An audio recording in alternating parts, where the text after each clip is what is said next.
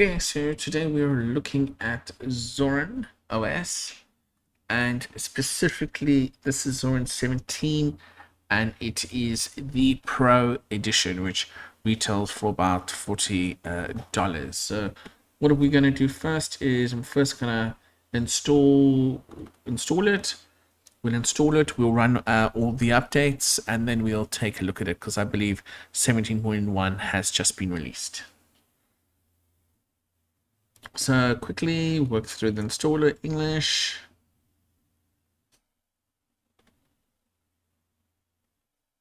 And won't participate in the census. We'll let it install everything it needs to do automatically.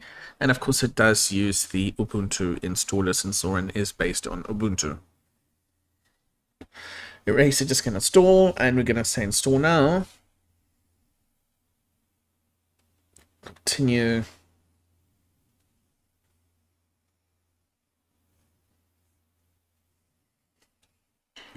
LA is fine. Bosh. Zorin Pro. A strong password.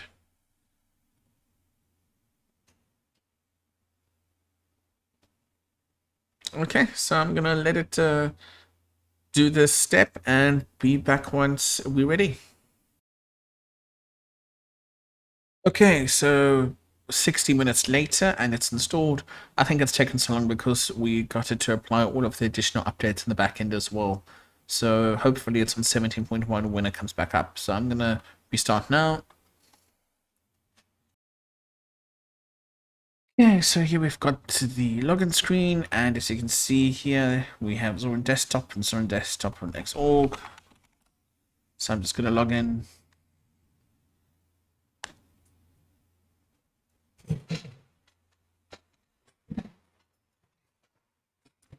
Yeah, first thing I'm gonna do is just sort out the resolution. So let's just go to settings. We'll start that tour in a moment. Okay, so first thing I want to do here is go to displays. Okay, now that the resolution has been fixed, let's take a look.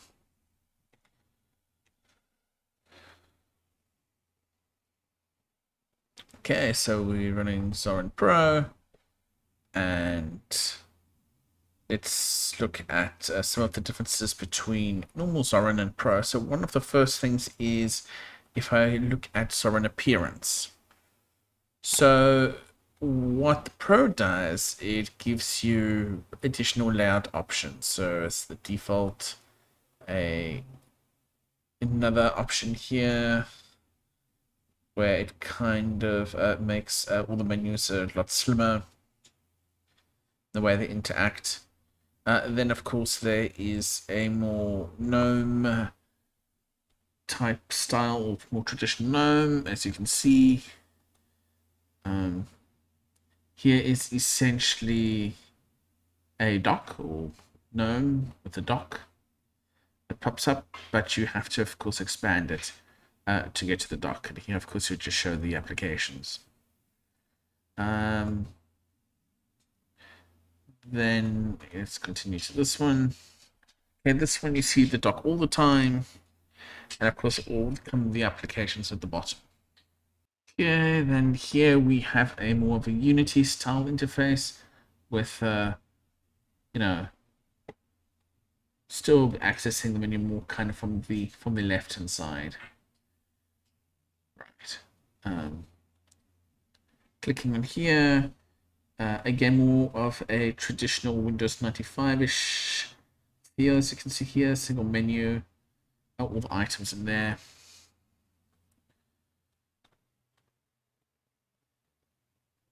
Then another dock feeling.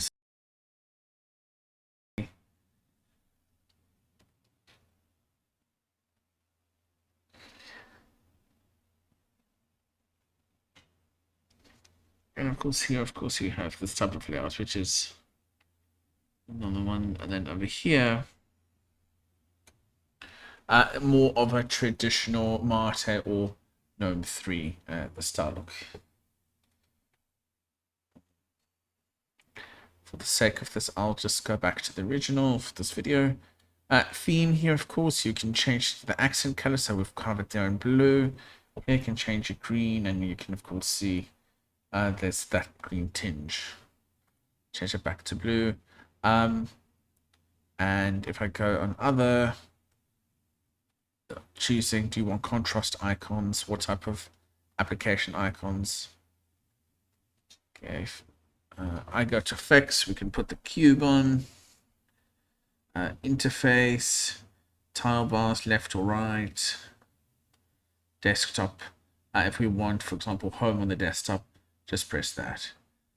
If I go back to theme and I hit that, of course, it's going to make this a dark theme. So I'll close that and leave that there. And just double clicking, of course, opening up files. Using 42.6 at the moment. So of course this has been updated since 16. Okay, and then of course some built-in applications that we've got here. So we've got Audio 8, so you can mix and make your own music. We have Blanket, of course, to use some different sounds. We have a Pomodoro app here if you use a Pomodoro method to stay focused. Accessories, of course, your fragments, secrets, which is essentially just a password manager. And the graphics, of course, you're going to have GIMP, you're going to have LibreCAD, Scribus, OpenTunes for 2D animation.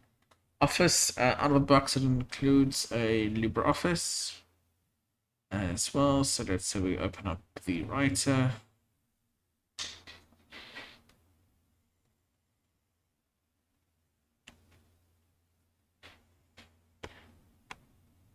And you'll see it's been pre-configured to have a similar look as MS Office by making sure this uses buttons, as it were. And this uses, I believe, the newer version of Office or LibreOffice 2402, I think it is. Here we go, let's check. 24.2.12, there we go. It uses, so we can exit that. Carrying on, of course, sound and video, Handbrake, Kilian Live, Mix for digital user interface. I see our Pomodoro time eventually came up.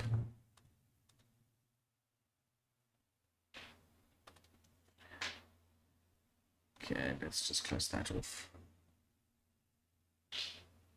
And then under system tools, the option to upgrade Zorin OS, we don't have to do that. Zorin Connect, so basically get notifications from your phone, and of course, VirtualBox installed, and Windows App Support, so essentially using Wine.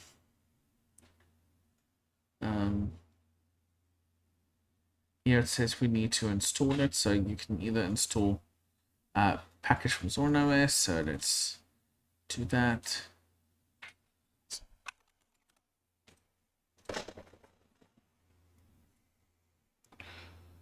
While that runs, just your appearance, which we've looked at the tour. And then utilities, just really the normal disk management utilities, logs, password, manager, system monitor. Out of interest, of course, at the moment, really little CPU usage. We're using just under 2 gigs of memory and some high network usage while it gets the app, so relatively reasonable. And of course, right clicking on the desktop, you can change background, display settings, or just normal settings. That goes there. If we look at software repos,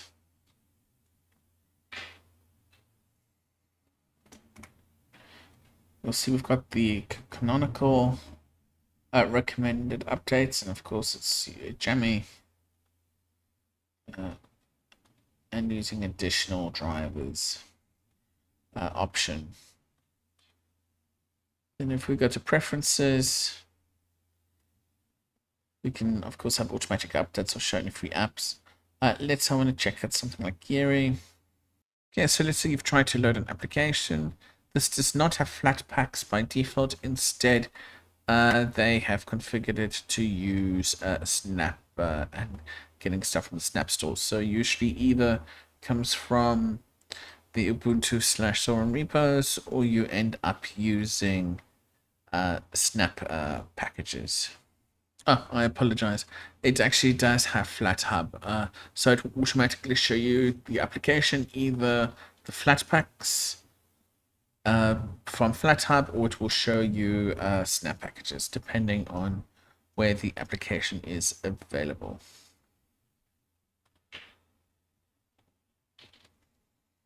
So overall, what I think, well, I think Zorin 17 Pro is really worthwhile. You know, especially for a, you know, newer user, or even a more, you know, regular user that doesn't want to do a lot of configuring and they just want to have Linux up and running as soon as they go. You know, why not? It's definitely, you know, worthwhile to use. It's relatively pretty quick. It has everything you need from an Ubuntu based type setup. So I can't see why not. I think the last thing I do want to check is the kernel. So of course it's using Linux kernel 6.5, which is one of the latest kernels from Ubuntu, and of course this is also still based on 22.04. So do you use Zorin? Have you used Zorin? Are you interested in getting the Pro? Leave your comments below. As always, thanks for watching and bye for now.